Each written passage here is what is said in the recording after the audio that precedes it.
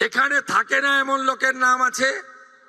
3 জায়গায় ভোটার লিস্টে নাম ছিল, 3 জায়গায় টাকা অ্যাকাউন্টে ঢুকছিল, এমন লোকের নাম আছে। আমরা এই লোকেদের নাম কাট কেটেছি, কারণ সরকারের টাকা ভারতীয় ছাড়া অন্য কেউ পেতে পারে না, কোনো অভারতীয় পেতে পারে না।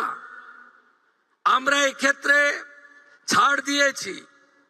যারা বাংলাদেশ থেকে শরণার্থী হিসাবে এসেছেন, সিএতে আবেদন করেছেন, তাদের ক্ষেত্রে আমরা যতক্ষণ না সিএএ নিষ্পত্তি হচ্ছে তাদের এই সামাজিক ভাতা চালু থাকবে, আটকানো হবে না।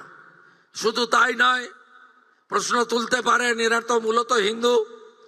আমরা সেক্ষেত্রে আমাদের লোক ধর্ম পালন করেছি।